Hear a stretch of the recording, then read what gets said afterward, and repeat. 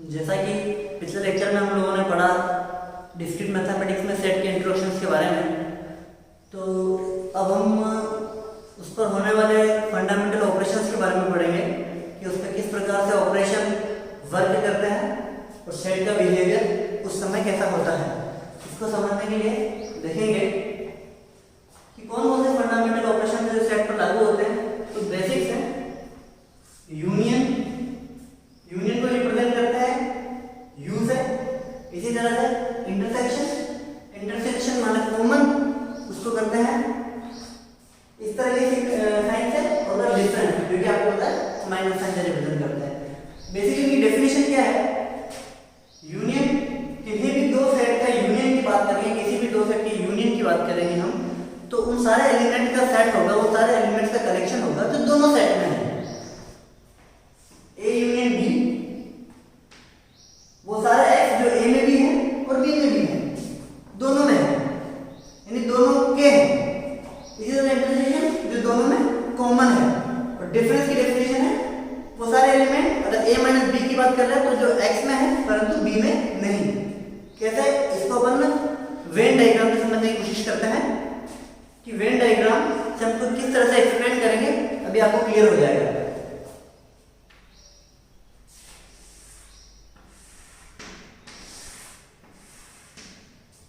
ये कोई सेट है ए, ये सेट है बी, तो जब भी हम ए यूनियन बी की बात करेंगे, जब भी ए यूनियन बी की बात होगी तो ए के भी सारे एलिमेंट और बी के भी सारे एलिमेंट, तो ये पूरा ही ए यूनियन बी बन गया। जब भी हम इंटरसेक्शन की बात करेंगे तो इंटरसेक्शन में केवल और केवल ए और बी में जो कॉमन पार्ट है वही होगा। और जब भी हम डिफरेंस की बात करेंगे ए माइनस बी, तो वो एलिमेंट जो ए में है और बी में नहीं होने चाहिए, यानी कि ए माइनस बी क्या हो जाएगा, ये पार्ट ए माइनस बी हो जाएगा। केवल और केवल हम आपको इसमें ये ए माइनस बी का पार्ट ये होगा, ये नहीं होगा, बी का पार्ट एक्सक्लूड करना है आपको, ये निकालना है। ओके, तो ये पार्ट हो गया आपका ए माइनस बी। ठीक है, ये सारा क्लियर हो गया आपको। इनके आप एग्जांपल्स से प्रैक्टिस करेंगे, आपको खुद से पता पड़ जाएगा। दो सेट कोई से भी आपके जो आपको समझना है दो सेट लीजिएगा, 1 से 10 तक कर लीजिएगा, 1 से 5 लीजिए और आपके दिनों पे उसको वर्क करके देखिए क्या है। ओके, आगे चलते हैं कॉम्प्लीमेंट्री सेट, हिंदी में बोलते हैं इसको पूरक समुच्चय, हिंदी में इसको बोलते हैं। तो बेसिकली कॉम्प्लीमेंट्री सेट होता क्या है इसको देखेंगे।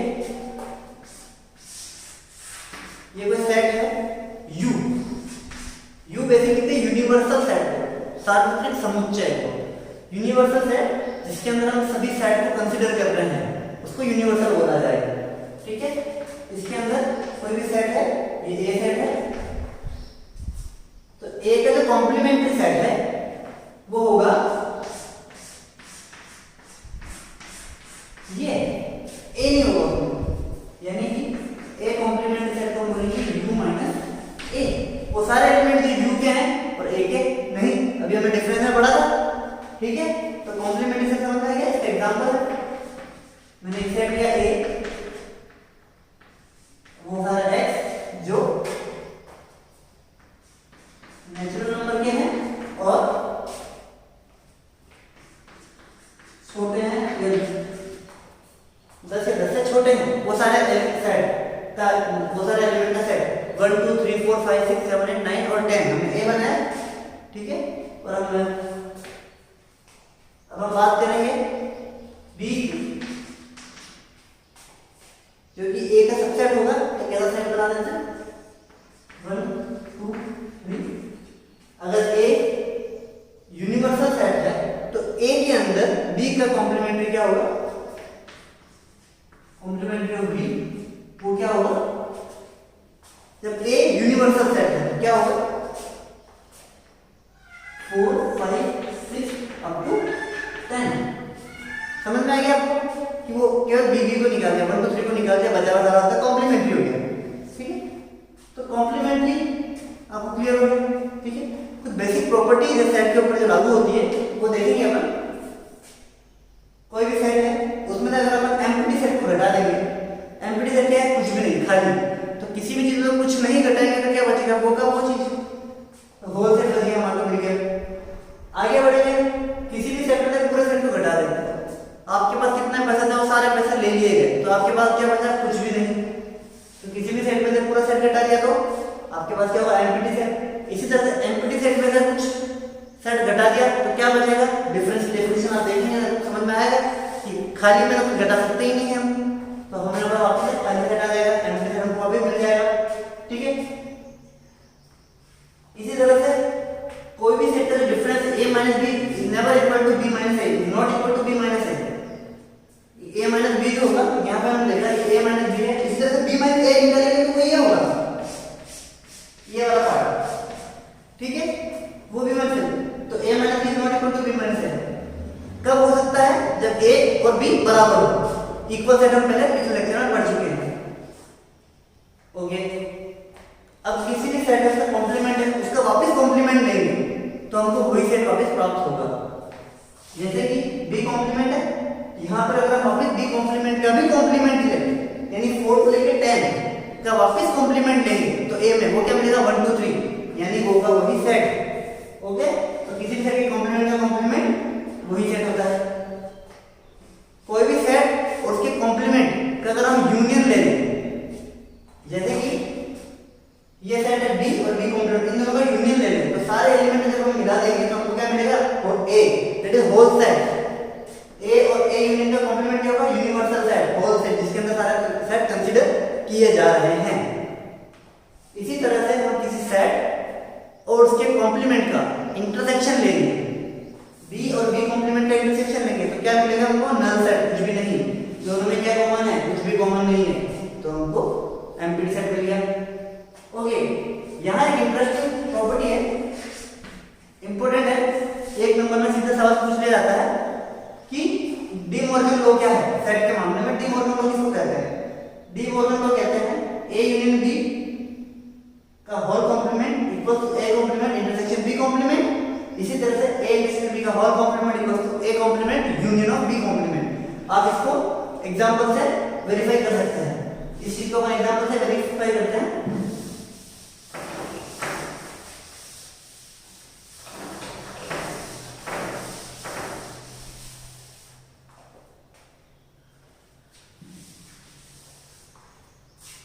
एग्जांपल 6 का देखते हैं, डी मॉर्गन लॉ का वेरिफिकेशन के लिए।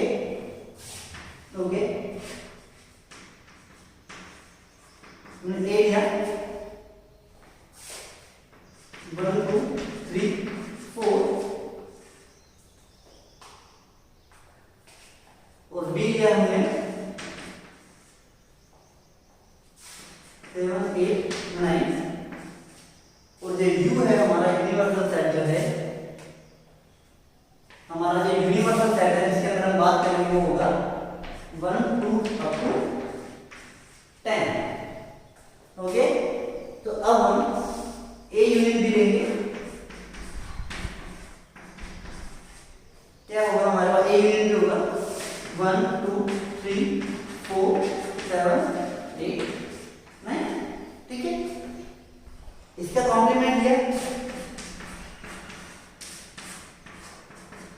क्या मिलेगा, ए यूनियन का कॉम्प्लीमेंट की बात कर रहे हैं हमको मिलेगा, इसको हटा दो होल सेट में से तो हमारे पास क्या बचेगा, यहाँ 5 6 7 9 और 10, 1 to 10 में यही बचे जो उसमें नहीं थे, कॉम्प्लीमेंट आपको पता ही चुका होगा। ओके, हमारे पास एक इक्वेशन जाएगी again, what is A complement, क्या है ए का कॉम्प्लीमेंट क्या होगा, यू में देखेंगे तो 5 6 7 8 9 10। बी का कॉम्प्लीमेंट क्या होगा, 7 8 9 हटा देंगे, 7 8 9 हटा देंगे, बी कॉम्प्लीमेंट हमको मिलेगा 1 2 3 4 5 6 7 8 9 हटा दिया, हमारे मिलेगा 10।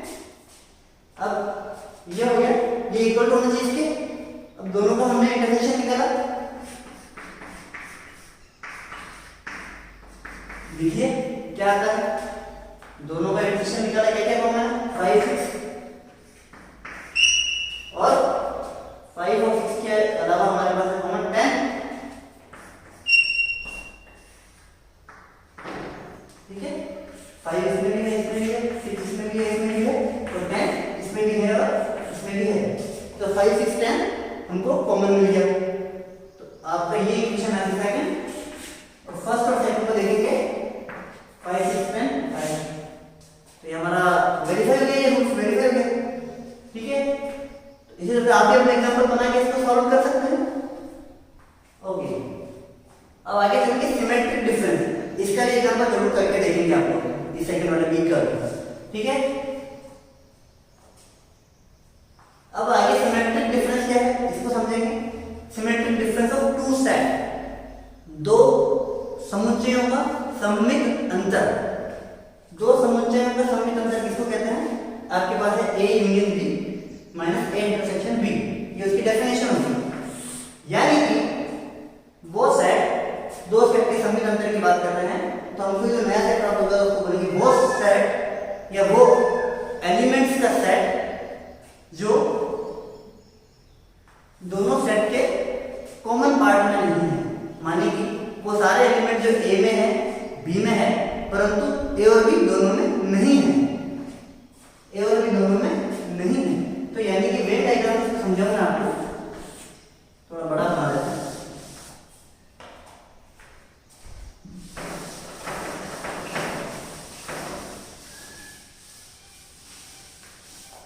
सिमेट्रिक डिफरेंस वो जो ए में भी है, बी में भी है, परंतु दोनों में नहीं है। इसमें आप बोल देंगे नहीं, ये ए हो गया, ये बी हो गया, ये ए है, ये बी है। तो सिमेट्रिक डिफरेंस किसको कहेंगे,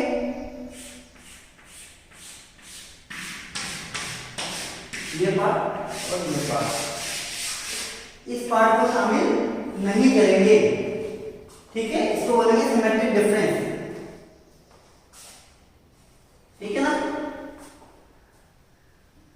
ओके, अब आगे बढ़ते हैं। ऑर्डर्ड पेयर, अब हमारा नया टॉपिक है ऑर्डर्ड पेयर किसको बोलते हैं। ये इंपॉर्टेंट है क्योंकि ऑर्डर्ड पेयर आपको समझ में आएगा, तो इसी के बाद आगे चलेंगे तो रिलेशन, एक इंपॉर्टेंट टॉपिक है रिलेशन, तो वो इसी समझ में आएगा। ऑर्डर्ड पेयर नथिंग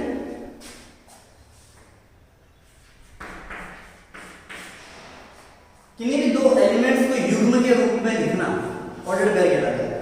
ठीक है, जिसमें ए कोई डिफरेंट सेट से होता है, बी मतलब दोनों को शामिल में लिखना ना, ए और बी, और कभी भी ए और बी और ए बराबर नहीं होता। ठीक है, इसका विषय क्या रखेंगे कि इसका प्रोडक्ट सेट है, प्रोडक्ट सेट दो गुणन समुच्चय, प्रोडक्ट सेट बोलते हैं ए प्लस बी, ए बी, जहां ए पहला एलिमेंट एक पहला सेट से आ रहा है, दूसरा एलिमेंट दूसरे सेट से आ रहा है। ठीक है, यानी इसको सिंपल सी भाषा में समझने का प्रयास करेंगे। हम सभी जानते हैं कंडीशन क्या होती है, ये एक्स अक्ष, ये वाई अक्ष। ठीक है, हम बात कर रहे हैं 2 और 3 की, तो 2 यहाँ होता है, 3 यहाँ होता है, 2 इस पे चलना होता है, 3 इस पे चलना होता है। तो ये जो एलिमेंट है ये ऑर्डर्ड पेयर है। ठीक है, ये एक ऑर्डर्ड पेयर है। इसी तरह से 3 और 2 तो यहाँ हो, ये एक ऑर्डर्ड पेयर है, पेयर के रूप में, युग्म के रूप में। इधर ए क्रॉस बी कोई सेट हम समझने की कोशिश करेंगे। एग्जांपल देखिए इसका, ए है 1 2, बी है हमारे पास A B C, A cross B क्या होगा, 1 ए 1 बी 1 सी 2 ए 2 बी और 2 सी। ठीक है जी, ये आपका पूरा हो गया। तो नंबर ऑफ एलिमेंट कितने होंगे, एक और बी का ऑर्डर की बात करेंगे तो बी तो क्या होगा, नंबर ऑफ एलिमेंट कितने हैं, 2 3, तो 2 into 3 उसका ऑर्डर हो जाएगा। ठीक है, अब अभी हम नेक्स्ट लेक्चर में हम पढ़ेंगे रिलेशन के बारे में। तो अभी तक हमने पढ़ा था कि सेट पर रिलेशन किस तरह से बिहेव करता है, सेट की जो प्रॉपर्टीज है वो किस तरह से उसके सेट के ऊपर लागू होती है। अब हम देखेंगे कि रिलेशन क्या है। जो हमने लास्ट अभी थोड़ी देर पहले देखा था कि ऑर्डर्ड पेयर क्या होता है। ऑर्डर्ड पेयर के आगे की स्टेप है रिलेशन, जो कि काफी इंपॉर्टेंट है। रिलेशन, बेसिकली रिलेशन क्या होता है? Relation is nothing subset of A product set, A cross product set, उसका सबसेट होता है रिलेशन। तो जो इसके रिलेशन में जो भी एलिमेंट होंगे वो आपको पीरियड में ऑर्डर्ड पेयर के रूप में होंगे, एबी की फॉर्म में होंगे, जहां ए से होगा, बी से होगा। हम कितने थोड़ी देर पहले पढ़ चुके हैं उसको। अब आता है यूनिवर्सल रिलेशन। जब रिलेशन है, जब relation completely whole product whole set है अपने पास, कंप्लीटली होगा वही हो, तो उसको यूनिवर्सल रिलेशन कहेंगे, वही रिलेशन होता है। जब रिलेशन कुछ भी नहीं हो, 5 सेट हो, रिलेशन में क्या कोई भी एलिमेंट नहीं, एक भी एलिमेंट नहीं हो, एम्प्टी हो, तब उस केस में उसको वर्ड रिलेशन बोलेंगे। इसके बाद आइडेंटिटी रिलेशन, इसकी डेफिनेशन इंपॉर्टेंट है, एग्जाम में कई बार पूछ ली जाती है 1 नंबर की क्वेश्चन में, तो इस बात ध्यान में रखेंगे। आइडेंटिटी रिलेशन क्या होता है? स्वयं का स्वयं से संबंध, जो ये की डेफिनेशन अपनी रिफ्लेक्सिव की भी होने वाली है। तो आइडेंटिटी रिलेशन यानी एक्स से ही रिलेटेड है। अब इसको लिखने के 2-3 तरीके हैं। ए रिलेटेड टू बी, ऐसा भी लिख सकते हैं। आप चाहो तो A B belongs to R, ऐसा भी लिखा जा सकता है। लिखने के दोनों ही तरीके आप देखेंगे। अब इनवर्स ऑफ ए रिलेशन, किसी भी रिलेशन का इनवर्स क्या होता है उस पर चर्चा करेंगे। बेसिकली रिलेशन, अगर आपने ए सेट से बी सेट पर कोई रिलेशन डिफाइन कर रखा है, तो बी सेट से ए सेट पर जो रिलेशन डिफाइन होगा उसको उस रिलेशन का इनवर्स कहेंगे। जैसे हमने यहाँ रिलेशन ए से बी पर डिफाइन है ये, तो इस रिलेशन का इनवर्स जो होगा वो बी से ए पर डिफाइन होगा। जैसे कि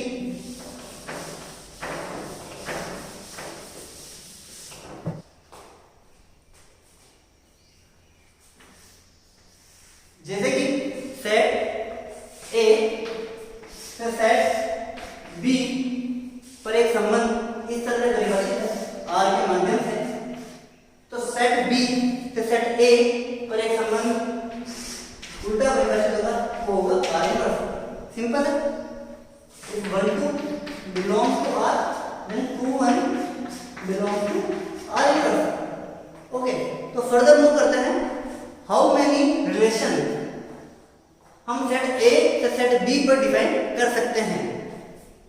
तो number of relation from set A to set B, अगर ऑर्डर ऑफ ए m है, ऑर्डर ऑफ बी n है, सेट ए में m अवयव है, सेट बी में n अवयव है, तो a क्रॉस b के अंदर क्रॉस प्रोडक्ट में हमारे पास mn अवयव होंगे। यानी एक सेट 2 एलिमेंट का, एक सेट 3 एलिमेंट का है, तो सेट a क्रॉस b में 6 एलिमेंट होंगे, यानी कि 2 × 3। तो total number of subset of A cross B, जो कि हमने पावर सेट जब पढ़ा था तब उसमें हमने बताया था कि पावर सेट जो कि कलेक्शन ऑफ ऑल सबसेट होता है, उसमें कितने सबसेट होते हैं? 2 की पावर m, जब हमने वहां पिछले उसमें पढ़ा था। तो जब हमारा इसका ए क्रॉस बी का ऑर्डर mn है, उसमें mn एलिमेंट है, तो उसका कलेक्शन ऑफ ऑल सबसेट बनाएंगे तो क्या आएगा? 2 की पावर mn। ओके, इसी तरह से अगर हम बात करें कि अगर हमारे पास a क्रॉस b की जगह पे a क्रॉस a हो, उस सेट से उस सेट पर ही संबंध परिभाषित करें, a से a पर ही संबंध परिभाषित करें, तो टोटल नंबर कितना हो जाएगा? m और m, that is m square. Okay, अब इसमें कोई बोले कि कितने अरिक्त संबंध है, अरिक्त बोले तो कितने नॉन एम्प्टी रिलेशन डिफाइन है, तो एम्प्टी रिलेशनशिप एक ही होता है, वॉइड रिलेशन। अभी हमने पढ़ा था वॉइड रिलेशन 5, तो उसको निकाल देंगे, तो ये सारे ये नॉन एम्प्टी रिलेशन हो गए, ये सारे नॉन एम्प्टी रिलेशन है। केवल 5 को निकाल दिया तो नॉन एम्प्टी रिलेशन का नंबर आ गया अपने पास। ओके, आगे चलेंगे टाइप्स पर। तो कितने टाइप्स का अपने रिलेशन है, तो 4 डेफिनेशन हम ध्यान रखिए: रिफ्लेक्सिव, सिमेट्रिक, एंटी सिमेट्रिक और ट्रांजिटिव रिलेशन। रिफ्लेक्सिव यानी हिंदी में बोलते हैं स्वतुल्य। स्वतुल्य नाम से ही पता पड़ रहा है हमको, स्वतुल्य, खुद की खुद से तुलना। तो रिफ्लेक्सिव रिलेशन होता है किसी भी सेट S में, अगर हम ये रिलेशन की बात करें, और एनी सेट S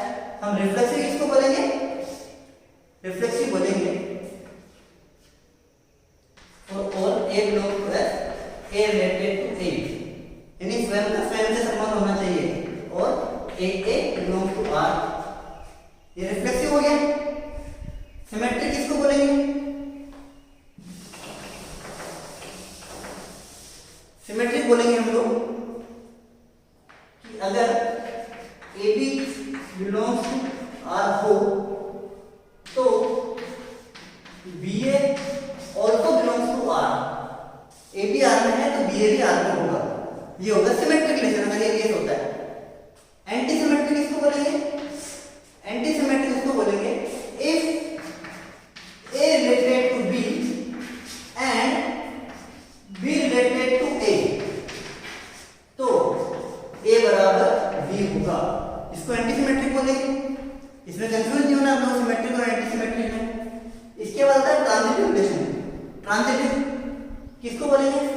कि A रिलेटेड है B से एंड B रिलेटेड है C से, तब यदि A C से रिलेटेड हो जाए तो उसको ट्रांजिटिव बोलेंगे।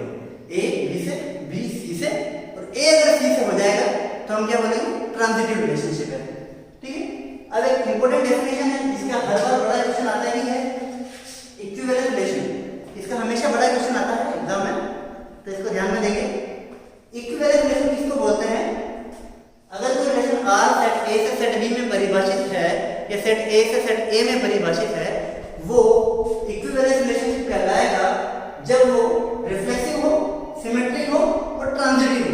ये तीनों प्रॉपर्टी अगर वो रखता है तो वो इक्विवेलेंस यानी हिंदी में तुल्यता संबंध कहलाएगा। ठीक है। इसके एग्जांपल हम देखते हैं, किस तरह देखते हैं, एग्जांपल देखते हैं, कंसीडर करते हैं।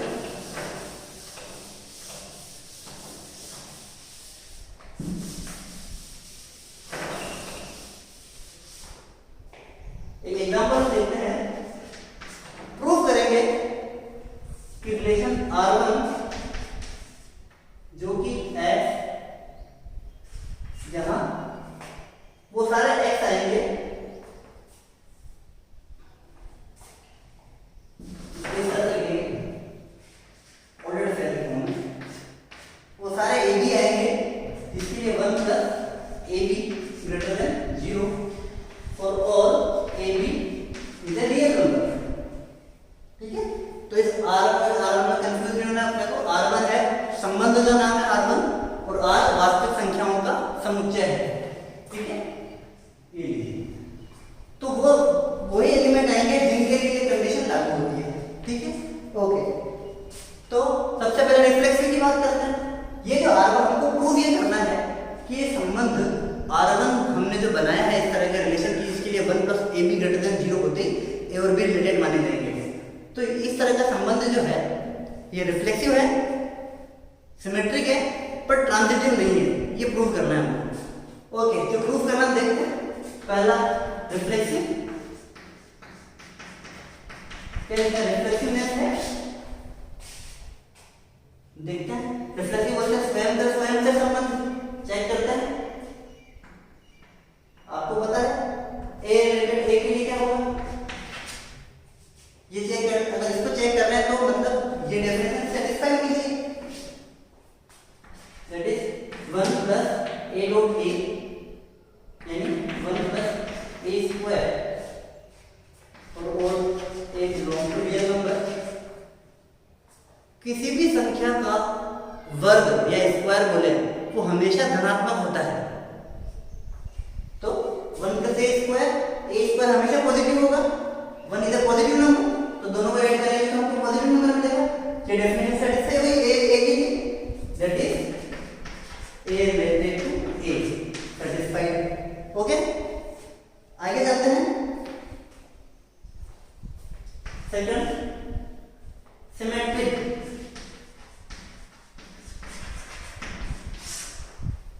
ठीक है। For all AB belongs to real number R, let A related है B से, यानी कि 1 प्लस AB ग्रेटर देन 0 होगा। डेफिनेशन R1 की डेफिनेशन ये कहती है। ओके, और A और B दोनों क्या है? A और B दोनों वास्तविक संख्या है।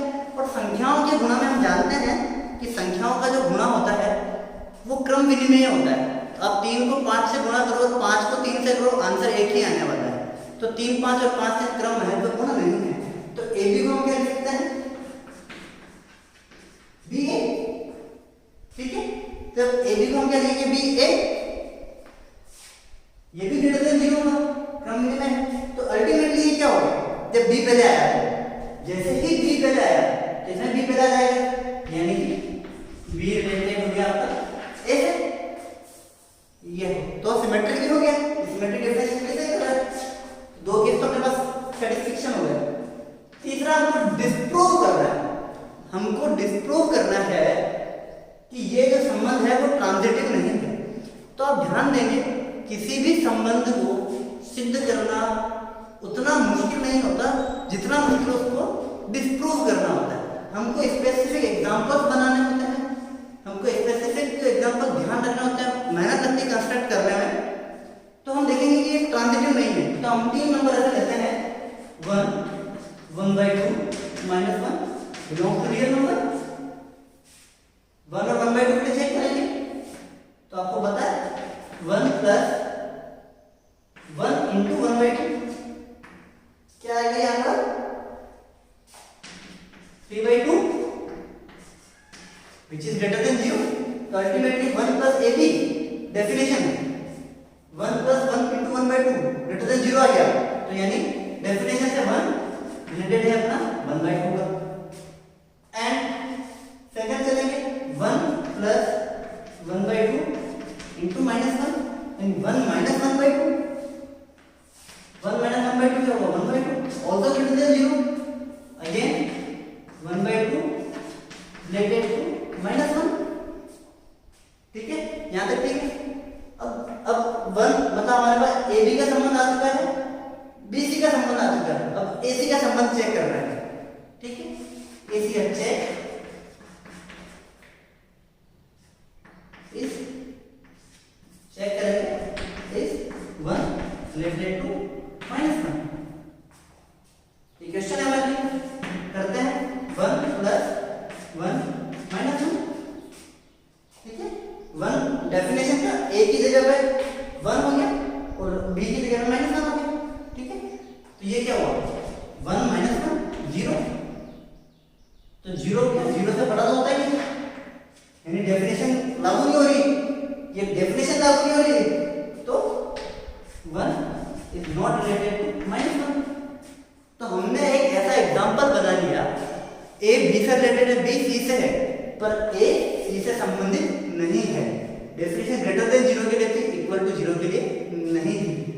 ओके, तो ये समझ में आ गया होगा आपको। कुछ और एग्जांपल्स है वो आपको मैं दूंगा करने के लिए नेक्स्ट लेक्चर में।